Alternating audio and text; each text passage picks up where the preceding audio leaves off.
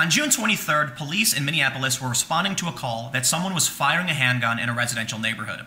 Upon arriving at the scene, they saw a man sitting on a curb with a woman, and they believed he had a gun.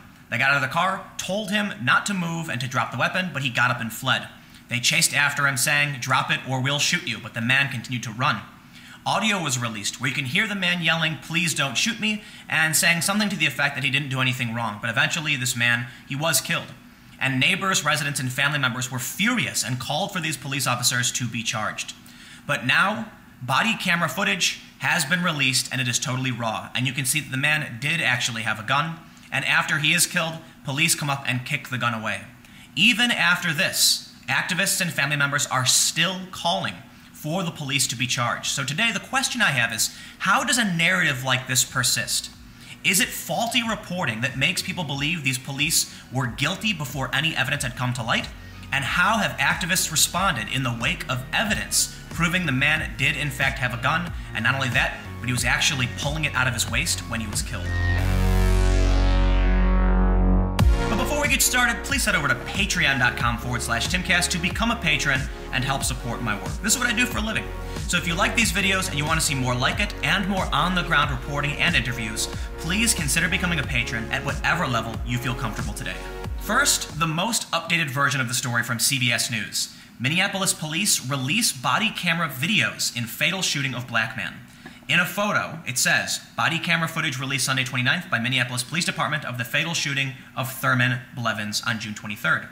In this photo, you can see one officer is pointing his weapon, another officer is further back, you can see the officer here, and in this analyzed video, you can see a red circle around some kind of image.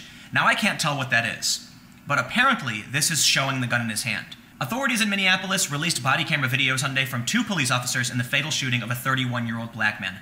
The graphic footage shows Thurman Blevins shot from behind after a frenetic foot chase and what appeared to be a gun in his hand.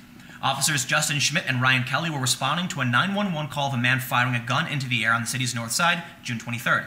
The video shows them pulling their cruiser up and a man, Blevins, seated on a curb near a woman with a child in a stroller, and the officers pull up. One says he's got a gun. Blevins jumps up and runs as the officers yell, "Stop, stop, put your hands up, I will effing shoot you." In a chase that takes less than a minute, Blevins yells back, "I didn't do nothing, bro. Please don't shoot and leave me alone."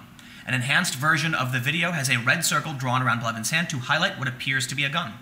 After the chase turns down an alley, Blevins is shot, still running. Community members have been calling for the release of body camera footage since Blevins' death, CBS Minnesota reports. Minneapolis Mayor Jacob Frey promised to release the footage once the Bureau of Criminal Apprehension completed interviews with all key witnesses. After the shooting, activists and witnesses were questioning what actually happened. Some people said he was holding a bottle, he was holding a cup, that he wasn't armed, and the police shot him. Some activists insinuated that the audio release, where you can hear the police saying "drop the gun," was an attempt by police officers to protect themselves in the event of an investigation. The idea being that they knew the man wasn't armed, but by yelling "drop the gun," they would somehow provide evidence as to the police officers' innocence or justification in the shooting. But with the release of body camera footage, we now know the man was in fact armed, fled from police, and did have his hand on his weapon when he was shot and killed. Now, there is raw footage of this. I'm not going to play that because it's extremely graphic and YouTube will probably punish me for it. But I will include a link to the official source you can watch if you so choose, and I will include the source from CBS, which has censored some of the more graphic depictions in the video. Got a gun. Put your f***ing hands up now! Stop! Put your f***ing hands up! Blevins takes off running. Officer Schmidt chases him. Put your hands up! I did nothing, bro. You got a gun, motherfucker! Yes, you do! The chase continues into an alley. Put your hands up! Put your hands up! Leave me alone! And then gunfire. Put your hands... We're choosing not to show you the fatal shots. The city also released an enhanced video that slows down the images and highlights a gun in Blevins' pocket at the beginning of the encounter and in his hand at the end. In the raw footage, you can see police officers walk up and actually secure a gun. There was a gun reported on scene by police, and in the raw and unedited footage, you can see them kicking a gun away. It would appear that this man Blevins did have a gun in his pocket, presumably, or in his waistband, and when police were giving chase, he gripped it and was holding it in his hand before he was shot and killed, dropping it. The police then came and kicked that gun away. Stories like this happen, unfortunately, all too often. Someone flees from the police, they're armed, and they end up being killed because of it. There are many stories of innocent people who have a legal right to carry a gun being shot and killed by police, and there are many other stories of unarmed people being shot and killed by police. But what I want to look at here is how actually good reporting still helped to misinterpret what happened and drive activists toward a narrative that this man was unjustly killed. Now, I don't think the man should have been killed at all. But you are presented with a problem when police are giving chase, a man is armed and is holding a gun and refuses to stop. It's a tough situation, and I don't know what the right answer is. It's unfortunate the man died, absolutely. But calling for protests and the prosecution of the officers probably isn't the right move in this instance. According to ABC News, when slowed down, the video shows Blevins pulled out a gun in his waistband just before being shot by both officers. But it is unclear if Blevins fired the weapon. Family members saw the video for the first time on Sunday as well, according to Minneapolis Mayor Jacob Frey.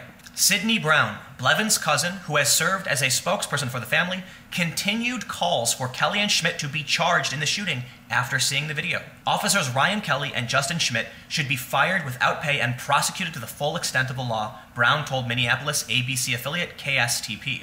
So even after we see this man was armed, did have his hand on the gun, family members still want these officers prosecuted. They say the lie travels halfway around the world before the truth can strap on its boots. But something else to be considered. A sensational story, speculation, and anger will travel halfway around the world before the calm, rational explanation has a chance to strap on its boots. In this instance, the media wasn't lying, but the story and witness testimony was sensational, was appealing, and it was a mystery. So people wanted answers, and they demanded answers, and that was newsworthy. But now that we know the truth, many of these more activist-y news organizations haven't reported on it. Unicorn Riot is a left-wing activist news organization. In full disclosure, I know one of the founders. We've actually worked together at Vice and at Fusion. They ran this story. Witnesses claim Thurman John Blevins was unarmed when killed by Minneapolis PD. And although this is incorrect, the reporting is actually very good. The news crew from Unicorn Riot went to the scene, went to the protest, and talked to witnesses to try and better understand what happened, and what they were told was incorrect. But they did their work and they got statements. In the story, they say nearly all of the witnesses we spoke with said the same thing, that Blevins was sitting on the curb with his girlfriend, baby, and dog when the police pulled up.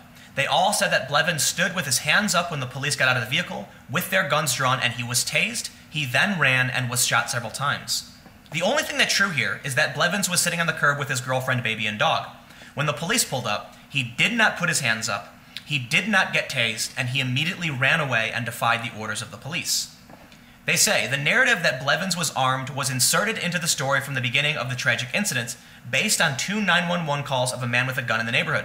Some news reports go as far as saying that Blevins was firing his gun while running away. Now, interestingly, Unicorn Riot is framing the narrative in this way.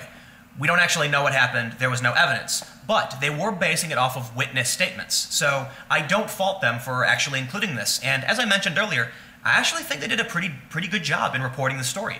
Witnesses and family members say Blevins was unarmed, innocently targeted by police, and was scared so he ran. The whole situation is said to have been a very fast encounter that lasted no longer than 2 minutes. But unfortunately, witness testimony is not too reliable. They claimed the man was tased. As we saw from the footage, he wasn't. They claimed he put his hands up. He wasn't. It's entirely possible that people in this community are biased and want to support members of their own community against police, in which case the reporters who are going down and trying to do their best are going to get bad information. But what do? Do you choose to trust the police, or do you choose to trust the family members and other community members? Two groups that are at odds with each other over someone being killed. It's really hard to know what exactly happened. And Unicorn Riot does include an update.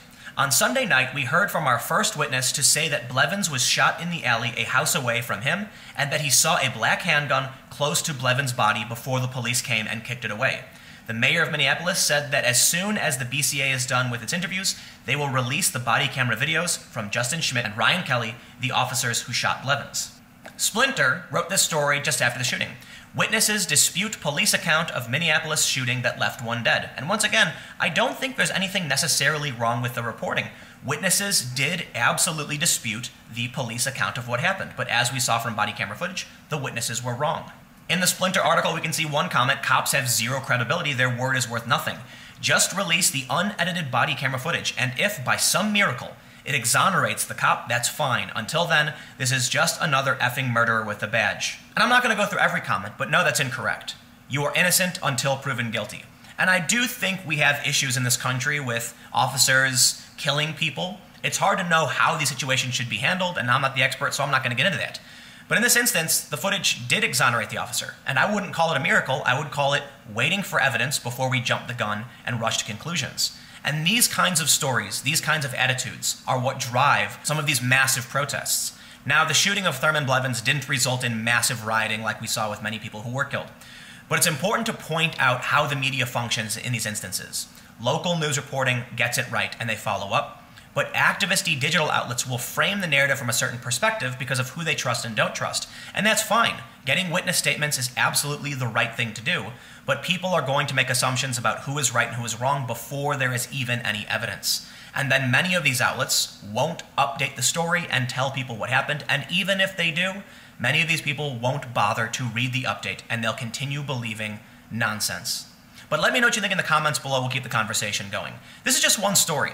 And it doesn't mean that I'm always in defense of police. It doesn't mean the police haven't killed unarmed people or that police shootings are always justified. That should not be the conclusion you draw here.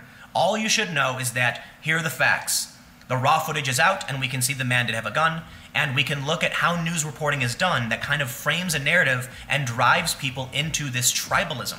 But again, comment below and let me know what you think. You can follow me on Twitter at TimCast. Stay tuned. New videos every day at 4 p.m. and new videos on my second channel at youtube.com/TimCastNews. Thank you all so much for hanging out, and I'll see you all then.